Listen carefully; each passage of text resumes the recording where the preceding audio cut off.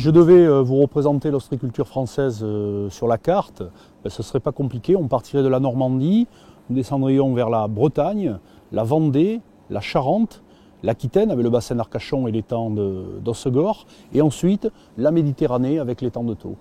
La filière ostréicole se porte mieux.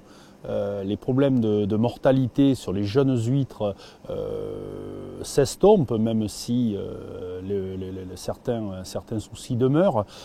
Néanmoins, nous avons recommencé à avoir des stocks plus importants, parce qu'on le sait, pour un producteur, ce qui est important, ce sont les stocks. Alors le poids de l'ostréiculture en France, d'un point de vue chiffre, c'est globalement 800 millions d'euros qui est généré tous les ans par cette activité. Mais au-delà des chiffres, c'est surtout ce poids identitaire, patrimonial, cette importance que nous avons sur l'entretien de nos côtes. Il faut savoir que si l'ensemble des côtes étaient dépourvues d'ostréiculteurs, ce seraient des friches maritimes qu'il y aurait partout. C'est tous les jours, au quotidien, c'est 4000 entreprises sur tout le littoral français qui s'attachent à entretenir nos exploitations au même titre que les agriculteurs dans les champs. En France, nous retrouvons 3 types d'élevage. Le surélevé, donc sur des tables métalliques dans des poches ostréicoles. L'eau profonde, donc des huîtres semées à même le sol sur des fonds sablo-vaseux.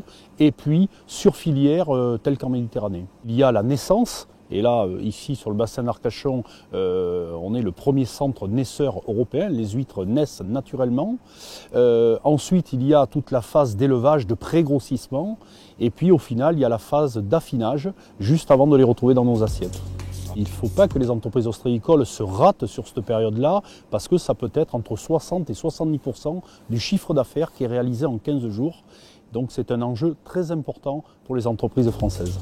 Nous avons fait évoluer nos techniques d'élevage, et c'est tant mieux, parce que ça suscite des vocations chez les jeunes pour venir dans ce métier. Et puis aussi, il y a aussi des modifications de consommation. Autrefois, on se rappelle, les huîtres se consommaient uniquement les mois en air, uniquement pour des questions de technique de transport. Il faut bien comprendre qu'au mois d'août, on ne transportait pas les huîtres partout. Aujourd'hui, ce n'est plus le cas. On est capable d'envoyer dans le monde entier des huîtres en 24 heures. Donc ça a été une forte évolution qui nous permet justement de faire du business 12 mois sur 12. Une des particularités de notre métier, c'est que l'ensemble de nos investissements que nous le faisons sur du domaine public maritime. Donc ça veut dire que nous ne sommes pas chez nous.